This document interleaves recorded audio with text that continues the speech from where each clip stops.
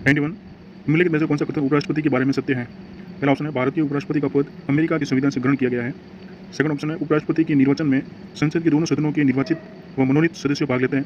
Third option है उपराष्ट्रपति के निर्वाचन में विधानसभाओं के सदस्य भाग नहीं लेते हैं। चौथा ऑप्शन है उपराष्ट्रपति को कार्यकाल समाप्त होने से पहले पदच्युत करने का प्रस्ताव राज्यसभा में ही लाया जा सकता है। पांचवा है उपराष्ट्रपति चुनाव से संबंधित सभी विवादों की जांच और निर्णय सर्वोच्च न्यायालय द्वारा किया जाएगा, जिसका अंतिम निर्णय होगा। तो इसमें जो अपने को सही ऑप्शन बताना है, तो इसमें सारे के सारे सही है। ऑप्शन नंबर बी इसमें सही रहेगा। अगला सवाल है 92 निम्नलिखित में से किस का कथन है कि मंत्रिमंडल वह धुरी है जिस पर देश का प्रशासन चक्र घूमता रहता है? Glen Eastern, John Marriott, G S Pathak, K M Munshi. तो इसका राइट ऑप्शन है वो अपना है बी ऑप्शन।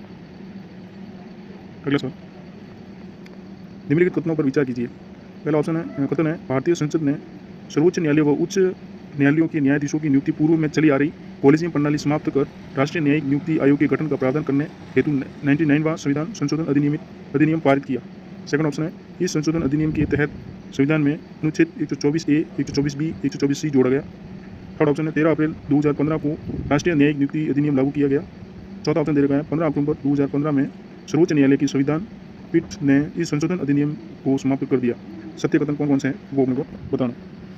तो इसमें ऑप्शन 1, 2, 3 और 4 चारों कथन जो है वो सही है। अगला सवाल रहेगा सुमिलित करना है। आर्टिकल 125, 131, 138, 145। 125 का इसमें रहेगा न्यायाधीशों के वेतन भत्तों का प्रावधान। ऑप्शन 1 का 4।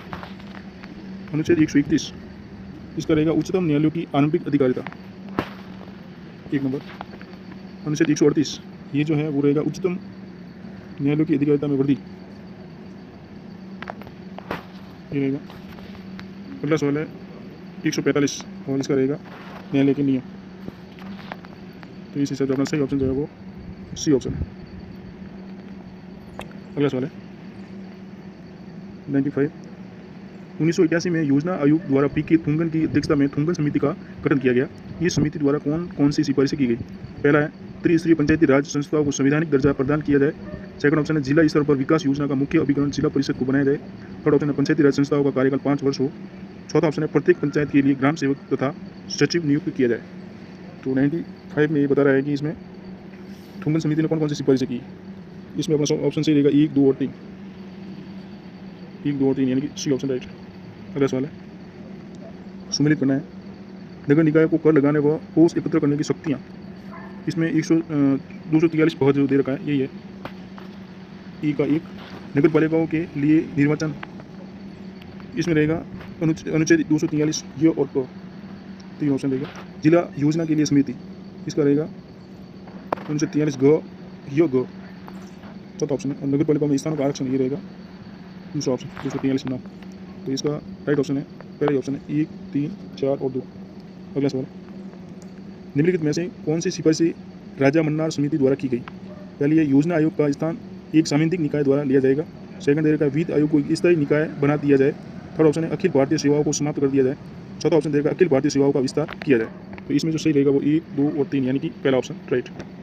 अगला सवाल है 98 निम्नलिखित में से कौन सा कथन सत्य है? समुद्रों से दुर्ग के अवशेष नहीं मिलते हैं। सेकंड है चावल की खेती के प्राचीन प्रमाण लोथल से प्राप्त होते हैं। थर्ड ऑप्शन है धौलावीरा स्थल में शहर 3 भागों में बटा हुआ था। चौथा ऑप्शन देगा ऊँट की अस्थियाँ केवल रंगपुर से प्राप्त हुई है। पांचवा ऑप्शन देगा मोहनजोदड़ो की खुदाई 7 स्थलों में की गई।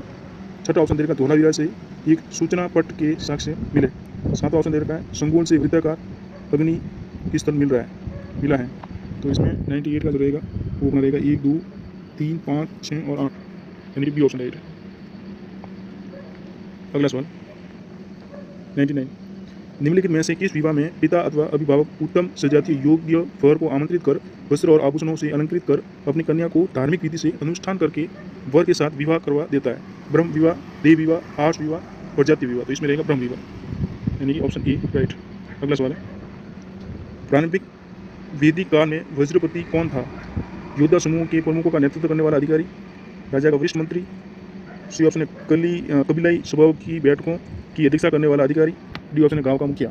तो इसमें जो ऑप्शन राइट है वो अपना है ये योद्धा समूह के प्रमुखों का नेतृत्व करने वाला अधिकारी। तो इसका ये ऑप्शन राइट है। ठीक है। अगला सवाल है निम्नलिखित में से कौन सा कथन सत्य है? बुद्ध ने बौद्ध संघ की स्थापना सारनाथ में की। बौद्ध संघ में प्रवेश को उपसंपदा कहा जाता था। बौद्ध भिक्षु एक स्थान पर मिलते और धर्म चर्चा करते। इस उत्सव को पवरना कहा गया। चौथा ऑप्शन है बौद्ध संघ का संचालन गणतंत्रात्मक पद्धति पर आधारित था। तो इसका सभी ऑप्शन राइट है, यानी कि ऑप्शन नंबर सी। अगला सवाल है, निम्नलिखित में से महावीर स्वामी के बारे में कौन सा कथन सत्य है? पहला ऑप्शन देगा महावीर स्वामी का जन्म 599 ईसा पूर्व में कुंडग्राम में हुआ। सेकंड ऑप्शन देगा इनके पिता का नाम सिद्धार्थ था, जो वज्जी संघ के शाक्य कुल के प्रमुख थे। तीसरा ऑप्शन देगा इनको केवल्य ज्ञान की प्राप्ति झुम्बिक ग्राम के समीप रिजुपालिका नदी के तट पर हुआ। चौथा ऑप्शन देगा महावीर स्वामी की प्रथम जैन भिक्षुणी चंदना थी। पांचवा ऑप्शन देगा महावीर स्वामी ने 527 ईस्वी पूर्व में राजगृह के समीप पावापुरी में राजा हस्तिपाल के सानिध्य में शरीर त्याग दिया। इसमें सत्य कथन कौन कौन से हैं? तो इसमें अपना सत्य कथन जो है 1, 3, 4 और 5, यानी कि पहला ऑप्शन राइट है। अगला सवाल है, सूची 1 को सूची 2 के साथ सुमेलित करना है। भद्रक, चुल्लक, श्रावक और यति। तो इसमें जो भद्रक जो है वो दिगंबर मंदिर प्रबंधक है, यानी कि भद्रक यानी ये का सेकंड ऑप्शन राइट है। अगला है चुल्लक, ये रहेगा दिगंबर जैन मुनि के दीक्षा संस्कार की आरंभिक, तो ये इसका रहेगा लास्ट। श्रावक में रहेगा जैन उपासक। और यति जो है वो श्वेतांबर भिक्षु जो धार्मिक दिनचर्याओं का अच्छी तरह से पालन करते हैं, तो इसका राइट ऑप्शन रहेगा वो ए ऑप्शन। अगला सवाल है 105, निम्नलिखित में से सत्य कथन का चयन कीजिए। पहला ऑप्शन दे रखा है स्तूप का सर्वप्रथम उल्लेख ऋग्वेद में मिलता है। सेकंड ऑप्शन है बुद्ध की मृत्यु के पश्चात उनकी अस्थियां व अवशेषों पर 8 स्तूपों का निर्माण किया गया। पांचवा है ललित पाटन नेपाल में अशोक ने 5 स्तूपों का निर्माण करवाया। चौथा ऑप्शन देगा मौर्य सम्राट अशोक ने 84,000 स्तूपों का निर्माण करवाया। तो इसका राइट ऑप्शन रहेगा वो रहेगा सी ऑप्शन। 1, 2, 3, 4, 5, 1, 2, 3, 4। अगला सवाल है 106, निम्नलिखित में से कौन सा कथन सत्य है? पहला है तराइन के युद्ध के बाद गौरी ने अजमेर का शासन बाहरी कर के बदले पृथ्वीराज के पुत्र गोविंदराज को दे दिया। सेकंड है कुछ समय बाद पृथ्वीराज के भाई हरिराज ने गोविंदराज को पच्युत पर अजमेर पर अधिकार कर लिया। तीसरा ऑप्शन देगा गोविंदराज ने रणथंभौर में चौहान वंश के शासन की शुरुआत की। तो इसमें जो सत्य कथन कौन से हैं वो हैं 1, 2 और 3। अगला सवाल, निम्नलिखित को सुमेलित करना है। रणथंभौर, मेवाड़, सिवाना, जालोर। रणथंभौर का रहेगा हमीर, मेवाड़ में रतन सिंह, सिवाना का रहेगा सातुलदेव और जालोर का रहेगा कानवरी। तो अपना राइट ऑप्शन रहेगा वो बी। 4, 3, 2, 1। अगला सवाल है, निम्नलिखित में सुमेलित नहीं है। जामी मस्जिद मांडू, होशंग शाह, चांद मीनार अहमद शाह अब्दाली, श्री का किला अलाउद्दीन खिलजी, अटाला मस्जिद अहमद शाह बहमनी। तो इसका जो रहेगा वो अटाला, यानी कि डी ऑप्शन है। ये जो है इब्राहिम सर्की ने बनाया हुआ है, इब्राहिम सर्की। ठीक है। अगला सवाल, अकबर ने 30 अक्टूबर 1572 को जोधपुर का शासन पर किसे नियुक्त किया? कल्याणमल, हर राय, राय सिंह या राय सिंह? तो इसका राइट ऑप्शन है राय सिंह, सी ऑप्शन। अगला सवाल है, सवाल नंबर 110, मुगल के प्रमुख कलाकार या व्यक्तित्व व उपलब्धियों में कौन सा सम्मिलित नहीं है? ख्वाजा अब्दुल रसमत श्री कलम, लाल खां, गुण समुद्र, उस्ताद मंसूर, नादिर उल असर, बेहजाद, युग प्रधान। इसका राइट ऑप्शन है डी ऑप्शन। अगला सवाल है, निम्नलिखित को सम्मिलित करना है। सूची फर्स्ट को सूची सेकंड के साथ। पूना सार्वजनिक सभा, ये 1870 है। इंडियन एसोसिएशन, ये है 1876। अगला है मद्रास महाजन सभा, ये 1884। और बम्बई प्रेसिडेंसी एसोसिएशन, ये है 1885। इसका राइट ऑप्शन है बी ऑप्शन। अगला सवाल है 112, निम्नलिखित में से सत्य कथन का चयन करें। फर्स्ट ऑप्शन है रोलेट सत्याग्रह के दौरान राष्ट्रपति आंदोलन में हड़ताल शब्द का पहली बार प्रयोग किया गया।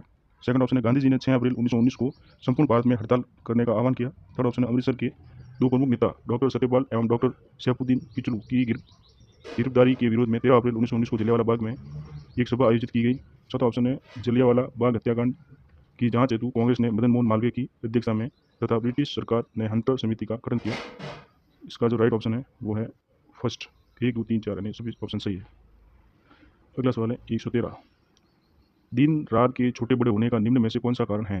पृथ्वी की वार्षिक गति का होना, पृथ्वी के अक्ष तल पर सदा 66.5 डिग्री झुके हुए होना, थर्ड ऑप्शन है पृथ्वी के अक्ष का सदा एक ही ओर झुके रहना, फोर्थ ऑप्शन है पृथ्वी की दैनिक गति का होना। तो इसका राइट ऑप्शन रहेगा 1, 2 और 3, बी ऑप्शन। अगला सवाल है 114, 0 डिग्री देशांतर रेखा निम्न में से किन देशों से होकर गुजरता है? इंग्लैंड, फ्रांस, स्पेन, अल्जीरिया, माले। इसका राइट ऑप्शन है सभी, यानी डी ऑप्शन। अगला सवाल, बहिर्मंडल के बारे में निम्न में से कौन सा कथन सत्य है? इस परत का अध्ययन लेमन स्वीट्जर द्वारा किया है। बी ऑप्शन है इसकी बाहरी सीमा का तापमान 50 डिग्री सेल्सियस तक हो जाता है। सी ऑप्शन है इस मंडल की महत्वपूर्ण विशेषता औरोरा ऑस्ट्रेलिस एवं औरोरा बोरियालिस की घटना है। डी ऑप्शन है इस मंडल में निशादीप्त मेघों का निर्माण होता है। तो इसमें बताना है सत्य कथन। 115 में है ए ऑप्शन, इस पर्वत का अध्ययन लेमन स्वीट्जर द्वारा किया जाता है। अगला सवाल है, निम्न में से कौन सी पवनें हिम पक्षिणी के नाम से जानी जाती है? Chinook, foehn, khamsin, simoom. तो इसका राइट ऑप्शन है चिनूक। अगला सवाल है, निम्नलिखित में से सत्य कथन का चयन करें। फर्स्ट ऑप्शन है प्रशांत महासागर पृथ्वी के लगभग 1/3 क्षेत्रफल पर फैला हुआ है, जिसका क्षेत्रफल 16.5 करोड़ वर्ग किलोमीटर है। सेकंड ऑप्शन है प्रशांत महासागर का शीर्ष उत्तर में बेरिंग जलडमरू मध्य के निकट है। थर्ड ऑप्शन है प्रशांत महासागर के पश्चिम में एशिया तथा ऑस्ट्रेलिया है। इसमें से सत्य कथन बताना है। 117 का रहेगा अपना 1, 2 और 3, यानी फर्स्ट ऑप्शन राइट। अगला सवाल है, निम्नलिखित में से किस महाद्वीप से 90 डिग्री पूरी देशांतर रेखा लगभग मध्य से गुजरती है? Africa, Europe, Asia, Australia. इसका राइट ऑप्शन है एशिया, सी ऑप्शन। अगला सवाल है 119, भूमध्य रेखा के 10 डिग्री उत्तर तथा 10 डिग्री दक्षिण तक कौन से वन पाया जाता है? टुंड्रा वन, उष्णकटिबंधीय पर्णपाती वन, उष्णकटिबंधीय सदाबहार वन, भूमध्य सागरीय वन। इसका राइट ऑप्शन है उष्णकटिबंधीय सदाबहार वन, यानी कि सी ऑप्शन। अगला सवाल है, निम्नलिखित में से कौन सा विश्व का सबसे लंबा गर्त है? मैरियाना ट्रेंच, अल्यूशियन गर्त, मिंडनाओ गर्त, टोंगा गर्त। इसका राइट ऑप्शन रहेगा अल्यूशियन गर्त, बी ऑप्शन।